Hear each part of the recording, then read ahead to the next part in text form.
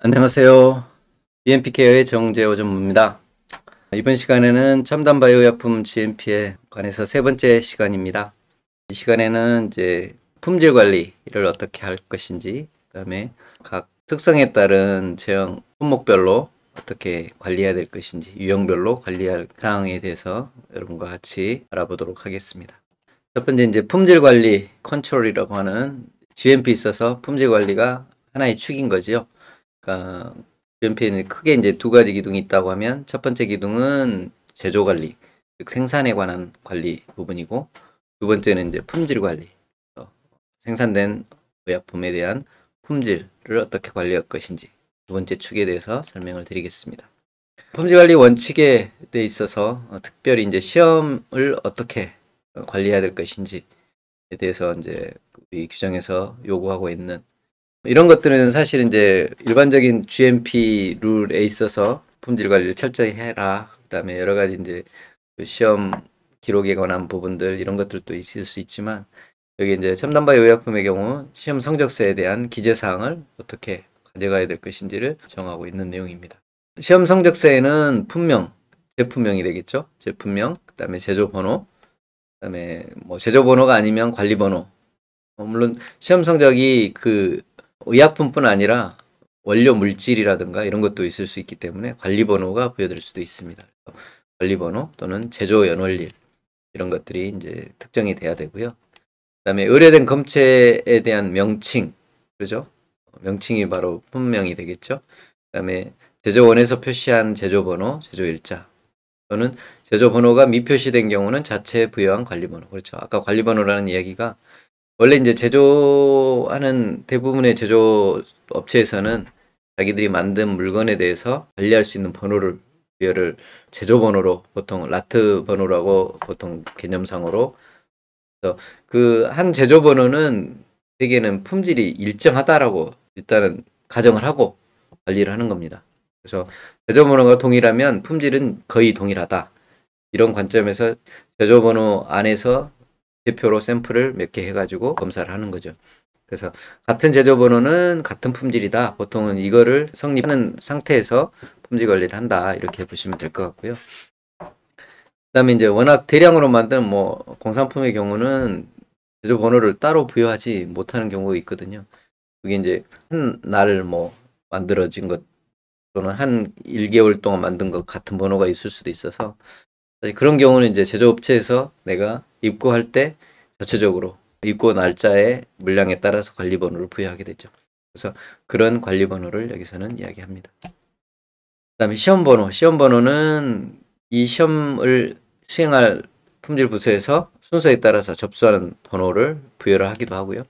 그러니까 시험 번호를 부여하는 원칙이 있겠죠. 그래서 각 제조사마다 다를 수 있는데, 어쨌든 시험 번호가 시험 성적서는 반드시 기재가 돼야 되고요.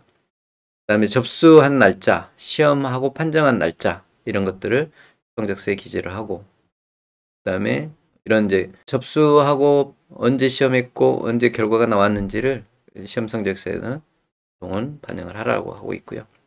그다음에 당연히 시험 항목과 시험 기준, 그다음에 시험 결과가 반드시 항목별로 나와야 되겠죠. 그래서 시험 항목이 뭐 확인 시험, 성상 시험, 그다음에 뭐 함량 시험 이런 게 있다고 하면 기준은 어떻게 되고 실제로 해보니까 결과가 어떻게 나왔다. 그래서 결과적으로는 적합이다, 부적합이다. 뭐 이렇게 나올 수 있겠죠. 뭐 이거는 당연한 이야기죠. 시험 성적서 전체적인 판정 결과가 반드시 나와야 되겠죠. 그다음에 이제 시험자가 누가 시험자 했는지, 또 중간검투자가 누가 됐는지, 판정자가 누구인지. 사실 중간검투자를 반드시 두게 한 게 조금 특이하긴 하죠. 우리가 시험하면 시험자가, 그다음에 중간검투자가 그 시험 결과를 시험이 적절하게 됐는지 검토하고 최종 판정자는 보통 이제 품질 책임자라든가 품질 부서의 헤드가 보통은 판정을 하게 되겠죠. 그다음에 사용 승인과 출하 승인. 사용 승인이라는 것은 원자재에 대해서 보통 사용 승인이라고 하죠. 우리가 제조에 사용하도록 승인한다라는 의미이기 때문에. 그다음에 출하 승인은 출하해도 좋다라는 승인인 거죠. 그래서 원자재에 대해서는 사용 승인을 하고 완제품에 대해서는 출하 승인을 하는 거죠. 그래서 원자재의 경우는 적합 판정된 것만 사용하라고 하고 있고요. 당연히 이제 입고 시험해서 적합해야 그거를 쓸 수 있게끔 사용 승인을 해서 릴리즈 태그를 붙이고 보건소에 보관을 하다가 이제 사용할 때 되면 꺼내서 사용하는 거죠. 그다음에 완제품의 경우는 출하 승인, 출하를 해도 좋다라는 승인은 완제품에 대한 시험 값이 다 끝나면 그걸 토대로 제조 기록을 같이 검토해서 최종 적합 판정 되면 출하하는 것이죠. 근데 이제 반제품의 경우는 이제 반제품 아직 완제품이 안 된 상태잖아요. 그래서 이런 경우는 적합 판정 이전에도 다음 공정을 진행해서 완제를 만들 수 있다는 건데 기본적으로는 이제 여러 가지 이런 것들을 고려해서 적합 판정 이전에도 사용할 수 있다. 대신 이제 이렇게 사용할 수 있게 하려면 내부적으로 SOP가 있어야 되겠죠. SOP를 그렇게 만들고 거기에 따라서 적용하면 되겠습니다. 그다음에 시험을 생략할 수 있는 경우, 이거는 이제 의약품에서 일반적으로 지금 적용되는 룰입니다. GMP 룰 중에 이제 원칙적으로 원자재에 대해서 내가 들어온 원자재의 입고서부터 품질 검사를 철저히 하고 적합한 제품만 제조에 사용해야 되고, 그죠? 완제품이 끝난 제조가 끝난 제품도 다 시험 검사를 충분히 해서 적합한 제품만 출하 승인해야 되는데, 원자재의 경우는 제조원의 성적서를 그대로 인용해서 나는 이 원자재는 적합합니다 라고 판단할 수도 있다. 그리고 이렇게 열어준 거죠. 대신 전제 조건이 있습니다. 이런 경우는 품질의 균질성 자체를 확인해야 되는 거죠. 그러니까 품질이 저쪽 제조원에서 나한테 공급하는 물질, 원자재가 늘 나는 신뢰할 수 있어요. 저쪽 회사에서 시험 검사한 게 진짜로 우리가 검사한 거하고 똑같아요. 라고 균질하다라고 또 동등하다라고 인정을 했을 때만 이 룰을 적용하라는 거예요. 이것이 이제 일반적으로 GMP 회사에서는 꽤 유용하게 쓰는 전략이기도 합니다. 모든 원자재를 나는 다 테스트하려면 시험실이 뭐 10개도 부족한 경우가 있을 수 있겠죠. 우리가 막 100개의 원자재를 쓴다고 하면. 근데 이제 그런 원자재들 중에서 내가 그동안 처음에는 이제 당연히 원자재에 대해서 테스트를 내가 해봐야 되겠죠. 그리고 내가 정한 기준에 적합한지를 반드시 확인하고 적합하면 이제 사용 승인 딱지 붙이고 이제 실제 제조소에 투입할 수 있겠죠. 근데 이제 이거를 여러 번 하다 보니까 저쪽 회사에서 성적서 보내온 게 우리가 테스트해본 실제 성적과 거의 유사해요. 또 계속 해봤더니 이게 이제 믿을만해요. 또 이 원자재 제조원에 대해서 나는 주기적으로 가서 또 평가도 해봐요. 평가도 해봐서 적절하다고 이제 인정되고 시험 성적도 우리하고 비교해보니까 적절하다. 이런 경우는 이제 신뢰성이 쌓여 있다는 것을 보증하는 그런 증거 자료들이 되겠죠. 그런 경우는 입고 시험 절차를 개정해서 필요한 항목만 입고 검사가 가능하다. 여기서 필요한 항목은 확인시험, 유관시험 이 두 가지는 반드시 들어가야 됩니다. 확인은 이것이 이 물질이 진짜로 그 물질인지를 확인하는 거죠. 그 시험하고 유관검사, 이거 색깔이라든가 이런 것들이 적절하다. 최소한의 이 두 가지 시험은 꼭 해야 되고, 근데 대부분 회사는 이 두 가지만 하죠. 이외에도 할 수는 있는데 대부분은 확인, 유관 보통 하고 있고요.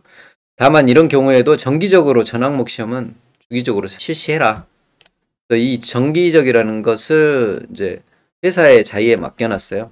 그래서 이 주기를 정하는 거는 회사가 정하는 겁니다. 아까 제가 이제 이 앞 시간이나 누차 반복해서 말씀드린 것처럼 QRM 원칙, 그죠? 퀄리티 리스크 매니지먼트 원칙에 따라서 내가 이 원자재의 경우는 중요도가 좀 떨어지면 이 주기를 더 늘릴 수도 있고요. 중요도가 더 높으면 주기를 예를 들어 나는 3개월마다 한 번씩 하겠어요? 아니면 뭐 맨나트마다 한 번씩 하겠어요? 이렇게 조정할 수도 있겠죠. 그런 기본적인 정책 하에서 이런 것들을 주기를 설정해서 전 항목을 시험을 해야 됩니다. 원자재 입고 시험은 원래 이제 입고 시마다 이 두 가지 시험은 꼭 하라고 그랬죠. 성상이나 확인 시험은, 그러니까 확인 시험하고 유관 시험은 꼭 입고 시마다 해야 되고요. 공급자 신뢰성 확인을 위해서 이게 이제 반복이 되는 거죠. 입고 시험 역시 마찬가지로 계속 그 이야기를 하는 거죠. 그리고 입고 시마다 입고된 라트별로 이 성상이나 유관 확인 시험은 해야 된다. 그다음에 통상 공급자로부터 받은 원료의 첫 3개 로트에서는 전 항목 시험을 실시해야 된다. 그죠? 그러니까 원자재 입고 시험을 처음부터 내가 이렇게 줄여서 할 수는 없습니다. 최소한 처음 3배치, 3배치에 대해서는 전항목 시험을 해서 내 시험값과 저쪽 성적서를 제공하는 성적서하고 비교 검토를 해야 되겠죠. 그래서 지금 첫 3개 로트는 반드시 하도록 이렇게 요구를 하고 있고요.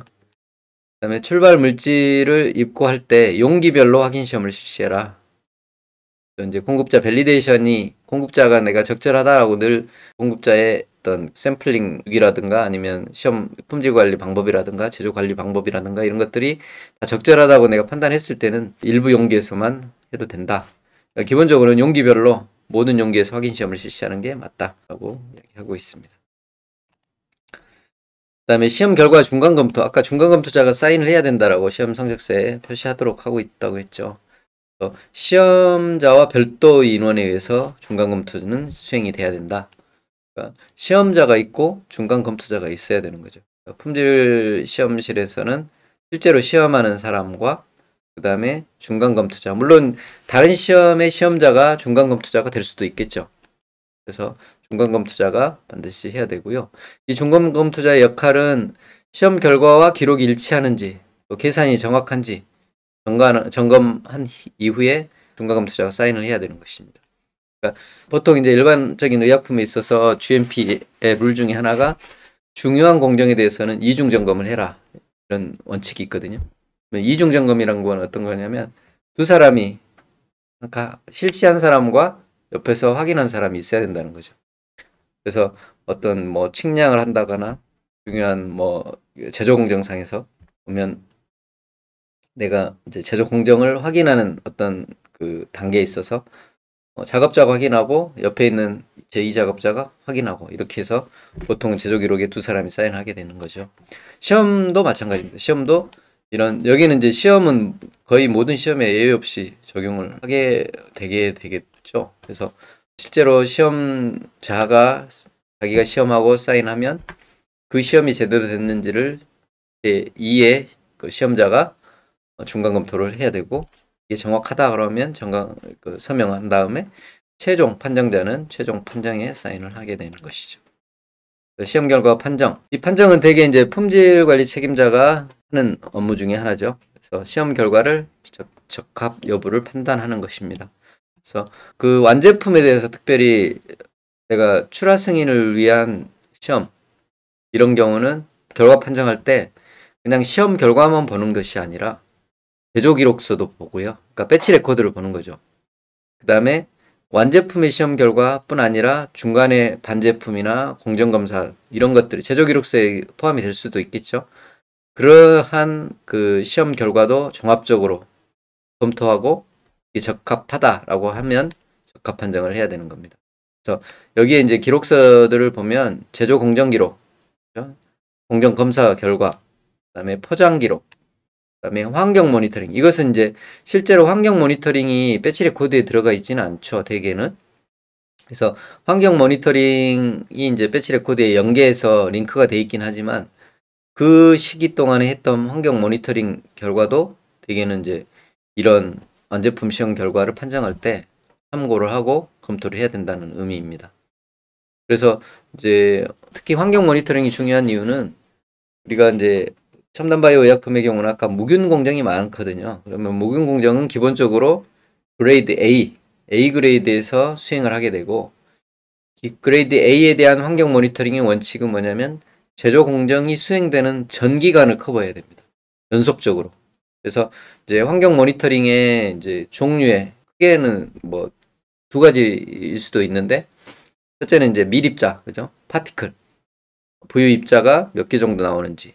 그다음에 미생물. 미생물에는 부유균과 낙하균, 그다음에 표면균 이런 것들이 있죠. 그러니까 먼지와 균에 대한 상황들을 제조 기간 내내 모니터링을 해야 되고 실시간으로 찍어야 돼요. 그래서 물론 이제 파티클은 실시간으로 찍지만 낙하균은 이제 그 플레이트를 깔아놓고 제조하는 기간 동안에 다 커버가 돼야 되고 그다음에 그걸 회수해서 이제 배양해서 검사를 해야 되겠죠. 그다음에 부유입자, 부유균도 주기적으로 내가 샘플링해서 테스트를 하고요. 그다음에 뭐 표면균 같은 경우는 작업자 뭐 복장이라든가 아니면 작업대 이런 데를 다 모니터링해서 검사 결과를 종합적으로 만들어 놔야 되거든요. 그러면 그것을 이제 제조 기록 검토할 때 그 배치 레코드를 판정할 때 다 반영을 해야 된다. 그래서 실제로 이런 그 완제품에 대한 시험 종합 결과 출하 승인하는데 품질 관리자가 품질 책임자가 봐야 되는 자료가 꽤 된다는 거죠. 제조 기록도 봐야 되고 환경 모니터링도 봐야 된다. 이렇게 말씀을 드립니다. 그다음에 포장 전 반제품 시험 결과를 완제품 시험으로 대체할 수도 있다. 그렇죠? 왜냐하면 포장하기 전 단계가 예를 들어 이제 여기서 포장이라는 것은 우리가 이제 그 카톤 포장, 종이 포장으로 만약에 마지막에 포장한 거 이것을 보통 이제 포장 공정이라고 최종 포장 공정이라고 볼 수는 있는데 그 전에 벌크로 있는 반제품들이 있을 수 있죠. 아직 그러니까 내가 이제 누드 바이알이나 누드 상태로 시린지로 그냥 놔뒀다가 내가 레이블 붙이고 포장하는 경우가 있거든요. 그러면 그런 상태의 이 시험 결과를 완제품 시험으로 대체할 완제품이란 건 포장이 끝난 제품이에요. 기본적으로는. 그래서 포장 공정 밸리데이션이 완료되고 반제품 시험의 운영에 관한 기준서가 있을 때 완제품 시험 대체가 가능하고 그다음에 포장 전 반제품에 대한 안정성 자료를 확보해서 포장 전과 후에 그 품질에 변화가 없다라는 것을 입증해야 되고요. 그다음에 공정 밸리데이션 결과에 근거한 최악 지점, 워스트 케이스죠. 그런 검체를 채취해서 검사를 했을 때 완제품 시험으로 가능하다라는 내용입니다. 그러니까 사실은 이제 이게 아까 이제 전 시간에 말씀드린 제조업자의 의무 중에 모든 제품의 원자재부터 시작해서 완제품까지 품질 검사를 철저히 하고 합격한 제품만 판매하라 이렇게 요구를 하고 있잖아요. 그러니까 그런 것들이 이제 모든 시험 항목을 내가 필요한 곳에서 반드시 해야 되는 것이고 완제품에 대한 시험도 마찬가지로 꼭 해야 되는 건데 어떤 시험 항목들은 완제품에서 안 해도 반제품 결과 가지고 인용할 수 있다. 이런 것들을 이제 이렇게 좀 여유를 주고 있는 것이죠. 그리고 이제 ATMP의 품질 관리, 이제 첨단 바이오 의약품, 방금 전까지 설명드린 건 일반적으로 의약품에도 다 적용되는 것이고요. ATMP의 경우는 특히 첨단 바이오 의약품의 경우는 공정중 검사, In Process Control, IPC라고 보통 약해서 부르기도 하는데 이것이 이제 전통적인 일반적인 의약품보다 훨씬 더 중요하다는 것이죠. 왜냐하면 생산 자체가 이루어지는 것 자체가 일반적인 공정보다는 노출되는 위험들이 더 많을 수 있다는 것이죠. 그래서 어느 단계에서 내가 공정중 검사를 할 것이냐 이것도 굉장히 중요한 거고요. 그다음에 ATMP 자체가 이제 계속 무균적으로 이루어지는 것이기도 하고 세포가 계속 살아있기도 하고 어떤 경우는 이제 세포가 아닌 뭐 이제 조직의 어떤 변화라든가 이런 것들도 사실 유지가 돼야 되잖아요. 변성이 없이. 그러니까 그런 것들을 적절하게 내가 그 공정 중에 확인할 수 있는, 시험할 수 있는 그런 것들을 디자인하는 게 굉장히 중요하다. 그리고 이게 이제 중간 공정 검사가 전통적인 의약품보다는 훨씬 더 ATMP에서 중요하다라는 말씀을 드리고요. 그다음에 품질관리부서 책임자는 모든 제조 단계에서 품질 관리를 책임져야 된다. 그러니까 나는 생산 과정에 있는 IPC는 내 거 아니에요라고 할 수가 없다는 거죠. 그다음에 또 말씀드리지만 품질 위험 관리 접근 방식 기반으로 검체 채취 계획을 수립해야 된다. 그러니까 QRM이 어디에나 적용이 되는 거죠. 지금 GMP에 있어서 보면. 그래서 검체는 당의 원자재 또는 제품 배치를 대표해야 된다. 그죠? 검체 채취가 대표성을 갖게끔 보통 이제 몇 개를 채취할 것인지 뭐 이런 것들이 되게 여러 가지 그 이론이 있잖아요. 그런 이제 그 적절한 통계에 따라서 그 검체를 수를 정하고 또 위치도 리스크 기반으로 설정해서 검체가 그 라트를 대표할 수 있는 곳에서 채취해야 된다라는 내용입니다. 그다음에 검체 용기의 표시 라벨 이거는 혼동되지 않도록 그다음에 적합한 보관 조건 즉 이제 검체 용기가 내가 채취했는데 그 검체 용기에가 배치 번호가 당연히 다 매치되게 해야 되겠죠. 그다음에 검체가 어느 물건을 어느 제품을 내가 그 테스트하기 위해서 채취했는지를 용기에다가 일일이 다 배치 번호하고 제품명도 들어가야 되겠죠. 채취일자, 그다음에 내용물 뭐 이런 것들을 반드시 검체 용기에도 정확하게 표시해서 혼동되지 않도록. 이거는 이제 시험적인 관리 차원에서 굉장히 중요하죠. 그래서 특히 이제 바이오 제품의 품질 관리에 있어서 또 하나 이제 착안 사항은 뭐냐면 대개 제품들이 다 냉장을 요하거나 보관하는 데 있어서, 왜냐면 상온이나 뭐 이렇게 일반적인 노출 환경에 노출되면 제품 자체의 품질이 영향을 받을 수 있기 때문에 대부분은 이제 냉장 용기 또는 냉장 보관 또는 냉동, 심지어는 냉동 보관하는 경우도 있죠. 그렇게 되면 이제 검체를 채취해 와서 그 검체도 동일한 그런 조건 하에서 보관을 해야 되겠죠. 그래서 실제로 보관소에 가면, 그러니까 그 시험실에 가서 이런 검체들 적절하게 혼동되지 않도록 잘 보관하고 할 수 있는 그런 체계가 돼 있는지, 이런 것도 중요한 실사의 그 항목 중에 하나입니다. 그다음에 참조 검체, 레퍼런스 샘플인데요. 참조 검체는 기본적으로 일반적으로 이제 출발 물질, 우리가 말하는 원료인 거죠. 원료, 그다음에 원자재, 포장재, 완제품 이런 것들을 배치별로 보통은 보관하라고 요구를 하고 있는데, 허가사항 전 항목을 분석할 수 있는 최소한 2회 분량을 기본적으로 보관해라. 그게 원칙입니다. 그런데 이제 ATMP의 경우는 뭐 원료 초반 물질이 부족하거나 또 배치가 워낙 적어서, 아까 이제 뭐 환자 맞춤형 같은 경우는 하나 그냥 오토로고스는 그냥 그 배치 하나가 수량이 이제 투여하기도 부족할 수 있기 때문에, 이런 경우는 이제 중간에 어떤 방법으로든 대체할 수 있는 방식을 내가 정의하고 거기에 따라서 참조 검체를 일부만 또는 어느 부분에서 보관을 한다, 대체로. 그래서 이런 이제 얼터너티브 하는 방식으로 내가 보관하겠다라고 하면 그 정의를 그 제조업자가 하고 거기에 따라서 참조 검체를 수량을 달리 보관할 수도 있다, 이렇게 말씀드리겠습니다.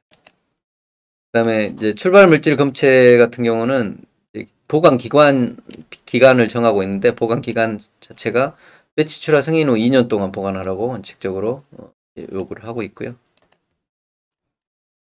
그다음에 이제 자가 ATMP나 공유자 맞춤형 경우는 출발 물질에 대해서는 보관하지 않아도 된다, 않을 수 있다. 아까 앞에 원칙에 있어서 이제 어떤 타당한 근거가 바로 이런 근거가 되겠죠. 그다음에 원자재의 희소성이 우려되는 경우는 검체 채취를 전략적으로 조정할 수 있다. 그러니까 원자재 희소성, 그러니까 원자재 자체가 매우 이제 확보하기 어려운 경우, 이런 경우도 이제 이런 기본적으로 위험평가 및 완화조치 기반이라고 하는 것은 과학적인 근거를 기반으로 하라는 이야기입니다. 그래서 검체 채취를 이제 일부만 하든지 다른 방법으로 대체할 수 있다는 것이죠. 다만 이제 완제품의 경우는 유효기간 만료 후 최소한 1년 동안 보관 원칙이 있는 거고요.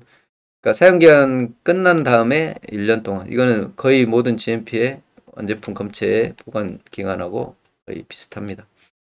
그다음에 공예자 맞춤형이나 보관 검체를, 그러니까 공예자 맞춤형의 경우는 제외가 가능하다, 완제품도 가능하다는 거죠. 위에서 출발 물질뿐 아니라. 다만 이런 경우도 라벨의 사진이라든가 또 사본 제조 기록서를 첨부해서, 그러니까 라벨의 사진 또는 사본 제조 기록서에 이 레이블을, 사본을 제조 기록서에 붙이라는 이야기죠. 그다음에 제품의 안정성 및 유효기간을 기반으로 해서 보존기간을 단축할 수 있다. 그죠? 유효기간이 짧은데, 내가 예를 들어 유효기간이 18개월밖에 안 되는데 만료일이 8개월 이후에, 유효기간 만료일 이후에는, 그러니까 유효기간 자체가 너무 짧은 경우는 초저온 보관 조건을 고려를 해야 된다는 것이죠. 그러니까 보존 기간을 꼭 나는 1년 동안 보관해야 돼요. 어떤 이제 ATMP의 경우는 굉장히 짧은 경우가 있어요. 예를 들어 제조 끝난 일로부터 72시간 이내에 환자에 투여해야 된다. 그러면 유효기간 72시간밖에 안 되는데 그걸 1년 동안 보관해라. 이건 좀 그렇잖아요. 그래서 이런 것들은 이제 그런 기반, 안정성 기반, 안정성이 뭐 우리는 6개월밖에 보존이 안 돼요. 그러면 6개월 이상 보존하는 게 의미가 없겠죠. 그 이유는 안정성 자체가 깨지기 때문에. 이런 원리에 의해서 보관할 수 있다. 이렇게 이야기 드리겠습니다. 그다음에 안정성 시험에 관한 부분이 있죠. 그러니까 온고잉으로 하는 안정성 시험 계획서, 이거는 허가 시 제출된 뭐 장기 계획서와 다를 수 있다라는 이야기를 하고 있고요. 그다음에 이제 허가 신청 시 제출된 장기 안정성은 사실 우리가 허가 신청할 때 안정성 시험은 유효 기한을 설정하기 위해서 보통은 자료를 냈거든요. 이제 온고잉으로 하는 경우는 그것과 다를 수 있다. 유효 기간을 나는 더 늘리고 싶을 수도 있거든요. 그래서 그런 계획서 자체가 좀 다를 수 있다. 그다음에 공여자 맞춤의 경우는 대리 물질이나 대체 방법으로 가능하다. 그다음에 출하 승인의 경우는 당연한 이야기죠. 품질 보증 책임자 승인 후에만 판매나 공급을 가능하게 해야 된다. 그리고 아까 일반적인 의약품에서 설명드린 바와 같이 공정에 관한 기록, 그 다음에 환경 모니터링 결과, 그 다음에 시험 분석 결과, 모든 일탈사항을 같이 평가하면서 이것이 종합적으로 배치 출하를 승인한다 라는 결론을, 이런 것들을 다 검토한 다음에 내는 게 바람직하다 라고 이야기를 하고 있습니다. 출하 승인의 경우는 이제 부적합 제품의 투여의 예외적인 상황, 이게 이제 사실 ATMP의 좀 특이적인 사항이기도 합니다. 일반적으로는 출하 승인 자체는 적합한 제품만을 투여하게 돼 있죠. 그죠? 근데 이제 부적합한 제품을 ATMP의 경우는 투여할 수도 있다. 왜냐하면 이 부적합한 제품 자체가 부적합하지만 다른 대체 치료법이 없어요. 그 다음에 이런 제품을 투여해야만 이 사람의 생명을 살릴 가능성이 있어요. 그래서 의사가 만약에 그렇게 판단을 하고, 이 경우는 보통 이제 오토로고스가 되겠죠. 그 환자의 특이적인 상황 경우. 그래서 이미 이제 질환이 있는 환자한테서 채취한 그런 세포나 조직을 가지고 제품을 만들어 그 사람한테 투여할 때 기준에는 적합하지 않아요. 그렇지만 실제로 쓸 수밖에 없는 상황인 거죠.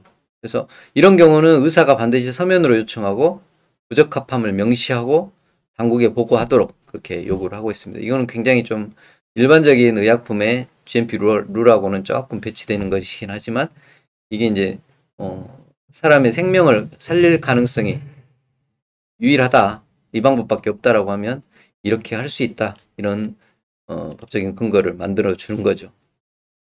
그다음에 이제 만약에 이제 개중규격 부적합 제품 출하 시에 취해야 할 단계, 이런 것들, 이런 사항들이 다 SOP에는 있어야 되겠죠. 절차가 만들어져 있어야 되는 것이고요. 그래서 당연히 부적합한 제품이 투여되면 안 되지만 부득불 의사가 요청하고 그것도 서면으로 이런 경우에 환자의 생명을 살릴 수 있는 기회가 있다라고 하면 사용할 수도 있다. 그렇지만 이런 것들도 다 절차를 만들어 놔야 된다. 그다음에 유효기간이 짧은 ATMP도 있을 수 있죠. 유효기간이 짧은 경우는 예를 들어 아까 제조 완료된 이후에 72시간 내에 환자에 투여해야 돼요 라는 ATMP의 경우는 무균 시험을 통과를 해야 되거든요. 완제품 가지고. 근데 완제품 가지고 무균 시험 하려면 14일 걸려요. 그러면 72시간 내에 투여를 해야 되는데 14일 동안 기다릴 수 없잖아요. 그래서 그런 경우는 무균 시험이 끝나지 않은 상태에서도 출하 승인을 할 수 있도록 이렇게 열어주고 있습니다. 다만 이런 출하 승인 이전에 이런 공정검사라든가 이런 게 이상이 없어야 되고요. 그 다음에 만약에 이제 출하한 이후에 시험했는데 그 결과가 부적합이야. 이미 이제 환자한테 투여가 됐어. 그럼 어떻게 해요? 이런 경우는 이제 후속 시험에서 부적합할 경우에 어떻게 하겠다라는 조치 절차가 미리 설정이 돼 있어야 된다는 의미입니다. 그래서 이런 경우는 되게 이제 환자의 모니터링을 되게 인텐시브하게 하겠죠. 그다음에 이것들을 환자한테 그러니까 의사한테 알리고 뭐 이런 조치 절차들이 반드시 있어야 된다. 이런 이제 유효기간 짧은 그 세포 치료제나 이런 제품들은 이런 특수한 경우가 출하 승인에 있어서 ATMP는 상황이 있을 수 있다라는 것을 말씀을 드립니다. 기타 사항으로서 이제 비GMP 업체한테 위탁하는 경우는 이런 이제 만약에 핵형 시험이나 이런 것들은 사실 이제 GMP 있어서 일반적으로 품질 검사는 품질 시험은 다른 GMP 업체한테 맡기든 내가 하든 둘 중에 하나여야 되거든요. 근데 다른 GMP 업체가 이런 그 핵형 시험 같은 경우는 뭐라 그러죠? 이거보다 방사선 같은 걸 써야 되니까 그러면 아무나 가질 수 없거든요. 다른 GMP 회사도 없어요. 유일하게 이제 어떤 연구기관에만 있으면 거기는 GMP 업체가 아니니까 그러면 기본적으로 못 맡기는 거죠. 근데 이제 이런 경우에도 정당성 또 여러 가지 상응하는 원인, 이유를 설명을 하고 이런 것에 대해서 할 수 있다라고 열어준 내용이다. 이렇게 보시면 되겠습니다. 그다음에 제품 횟수나 잠재적인 위험 감소 조치. 특히 이제 ATMP의 경우는 제품 횟수 이쪽이 굉장히 요구가 되는 거죠. 룩백. 아시는 바와 같이 룩백이라는 건 뒤돌아보는 거죠. 내가 어떤 제품 이상이 생겼을 때 그게 그 기증자부터 다시 한번 쭉 보는 거죠. 저는 기증자의 전에는 몰랐지만 새로운 사실을 알게 됐을 때 어떤 투여자한테 미치는 영향까지 포함해서 이런 것들을 적절하게 조치할 수 있는 절차를 만들어라 라는 게 룩백 절차입니다. 그래서 횟수라든가 이런 이제 횟수가 안 됐을지라도 여러 가지 이제 품질 결함을 의료 전문가한테 전달을 할 수 있게끔 그런 절차들이 만들어져야 되는 겁니다. 그래서 특히 자가사용 제품의 경우 아까 위에서 말씀드린 경우도 그렇고요. 그다음에 환자 치료 중단을 시켰을 때보다 그냥 사용하는 것이 더 유익한 경우에 횟수를 할 수가 없죠. 그죠? 그다음에 이런 것들은 이제 규제 당국에다가 정보 보고를 해야 되고 그런 것들을 이제 그다음에 이제 특히 회수 절차의 효과성에 대한 모의 회수를 수행하라. 지금 ATM GMP에서는 요구를 하고 있거든요. 이게 무슨 의미냐면 회수 절차를 일단은 내가 만들어 놨어요. 만약에 이제 회수 사유가 생기면 내가 판매한 그런 공급선까지 확인해서 제품을 회수를 해야 되는 거죠. 그게 적절하게 회수가 돼야 되잖아요. 절차는 있는데 그럼 그 절차가 제대로 작동할까라는 거를 모의 회수를 통해서 입증하라는 겁니다. 그래서 주기라든가 이런 것들은 특정하지는 않고 있는데 통상 1년에 한 번 이렇게 이야기하기도 하고요. 그러니까 한번 이제 가짜로 회수를 시행해 보는 거죠. 그죠? 그래서 내가 판매했던 그것까지 다 해서 실제로 모의적으로 회수가 이루어질 수 있는지 연 1회 정도 하라 이렇게 이야기를 하고 있습니다. 이 부분 이제 업체에서 꽤 이제 쉽지는 않은 부분이긴 한데 어쨌든 규정에서는 그렇게 요구를 하고 있습니다. 자, GMP의 마지막 세션이긴 한데요. 그 특별 지침이 각 이제 유형별로 제품 유형별로 좀 있습니다. 대충 설명을 드리면 동물 기원 제품의 경우 QRM 원칙 기반으로 관리해라. 그렇죠? 사람 건강 관련 동물 질병에 대해서 모니터링해라. 기본적으로 동물은 이제 동물의 조직을 가지고 내가 했을 때 동물의 질병이 있는 그 질병이 인체에도 영향을 미친다고 하면 당연히 모니터링이 있어야 되겠죠.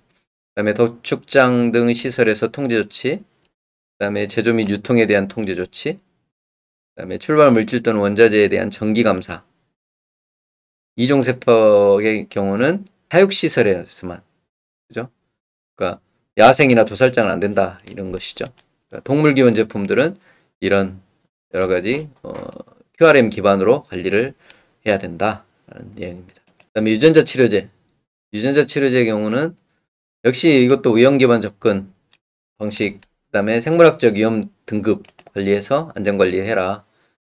그다음에 유전자 치료제의 경우는 유전자 변형되는 경우가 좀 있기 때문에 이런 것은 국제법에서도 LMO라고 해서 유전자 변형된 그런 세포라든가 이런 것들은 특별히 관리를 해야 되는 것이죠. 그래서 이런 것들에 대해서 출발 물질부터 완제품까지 추적성 보장을 해야 된다. 그리고 수혈자 세포로 생체 외 유전자 전달 시 고려사항을 이렇게 적시를 하고 있습니다. 그래서 바이러스 벡터 자체도 제조할 때 또 품질 관리할 때 GMP 원칙을 적용하도록 그렇게 권고하고 있습니다. 그래서 바이러스 벡터 같은 경우도 굉장히 중요한 이슈 중에 하나죠. 그래서 바이러스 벡터에 대해서 또는 플라스미드에 대한 제조 역시 이제 위험을 고려해서 품질관리 시스템을 마련해라. 그 다음에 출발 물질로 사용되는 바이러스 벡터나 플라스미드 이게 대한 궁극적인 품질 책임은 제조업자한테 있다. 이걸 명확하게 하고 있죠. 제조업자가 모든 것을 확인하고 위험을 평가하고 써야 된다. 그 다음에 만약에 벡터를 외부 기관에다 위탁해서 제조할 경우에도 제조업체를 선정해서 적격성을 평가하고 관리해야 된다. 책임 자체는 제조업자한테 궁극적으로 있다. 이것을 적시를 하고 있습니다. 그다음에 세포치료제, 조직공학제제 및 융복합제제의 경우는 이거 역시 이제 추적성과 배치를 어떻게 설정할 것인지에 대한 내용을 특별하게 더 관심을 갖고 설정을 해라. 그다음에 가능하면 허가된 의료기기, 그다음에 의약품에 사용된 그런 물질들을 사실 쓰라는 이야기죠. 그러니까 이게 이제 기허가가 돼 있느냐 안 되느냐에 따라서 사실 식약처에서 허가 당시에 검토하는 내용이 엄청 달라질 수 있거든요. 기허가 제품들은 이미 검토된 바가 있기 때문에 쉽게 이렇게 검토가 이루어지는데, 만약에 이제 전혀 안 쓰던 그런 물질들을 내가 쓴다고 그러면 거기에 대한 안전성 또 유효성을 안전성을 담보해야 되고, 또 이 품질에 미치는 영향 같은 걸 다 분석해야 되기 때문에 굉장히 어려워집니다. 그래서 가능하면 기허가된 허가된 물질들을 쓰는 게 바람직하다. 그다음에 맞춤형 의료기기를 포함한 의료기기가 제품의 일부로 통합되는 경우, 그러니까 의료기기 자체가 이제 아까 이제 융복합 제품의 경우는 의료기기가 통합되어 있는 경우가 많다고 그랬잖아요. 주 기능이 의료기기가 아닌 경우.